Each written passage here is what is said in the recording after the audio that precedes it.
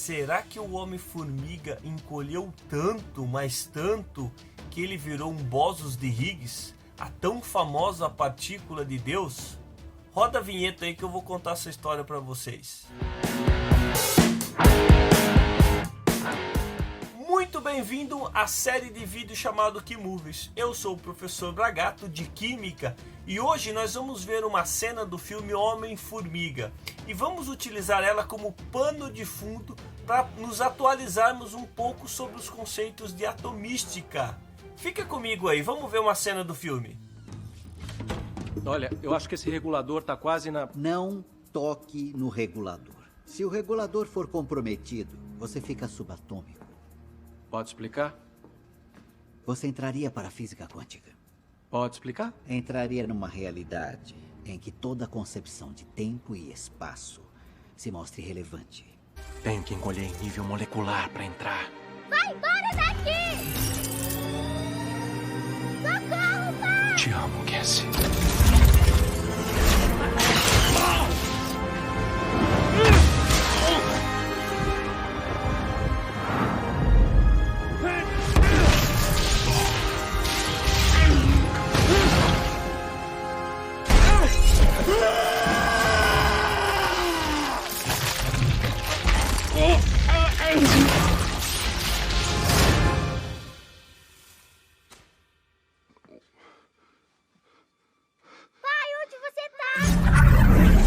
Você fica subatômico. Você fica subatômico.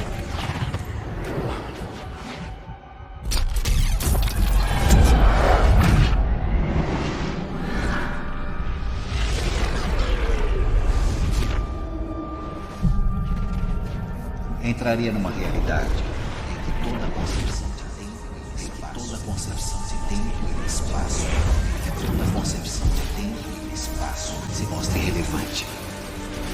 Toda concepção de tempo e espaço se mostre relevante.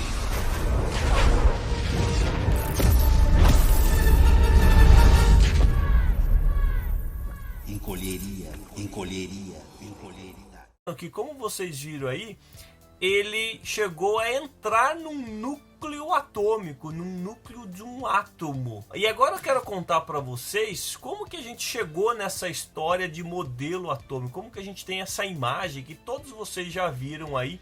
Eu vou contar um pouquinho essa história para vocês rapidamente. Os gregos já queriam descobrir como que as coisas eram feitas, então como que era feita a matéria. Já nessa época, mais ou menos 450 anos antes de Cristo, surgiu dois filósofos gregos, o Leucipo e o Demócrito de Abdera. Abdera é uma região da Grécia, que diziam o seguinte: não, ó, todas as coisas são formadas por uma partícula muito, muito pequena. E eles chamaram essa partícula de átomo. Era como se fossem bolinhas esféricas e cada átomo tinha o seu tamanho. E olha só, 450 anos antes de Cristo foi cunhado esse termo. Esse termo ficou incubado, né, aproximadamente 2.200 anos. Ele só voltou em 1800 depois de Cristo com o químico John Dalton. E aí a gente tem uma evolução pela ciência do modelo atômico. Mas vocês vão ver que em 1960 teve uma grande revolução dos modelos atômicos com a descoberta de outras subpartículas. Perceba, o Homem-Formiga, né, o nosso tema do filme aí, ele foi no núcleo do átomo, desceu no núcleo do átomo.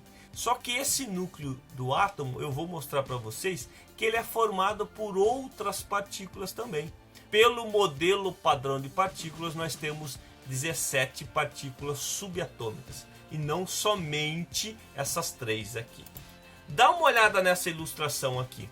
Se eu pegar uma molequinha de água, eu vou ter H2O, ou seja, um átomo de oxigênio e dois átomos de hidrogênio. O átomo de oxigênio, ele tem 8 prótons, ele consequentemente vai ter 8 elétrons girando ali em volta. Então lembra, o átomo é eletricamente neutro. Agora, olha só, esse núcleo que está aqui, ele não é só formado por prótons e nêutrons, ele é formado por outras cargas. Então, só para você ter uma ideia, um próton é formado por outras 3 partículas que a gente chama de quarks.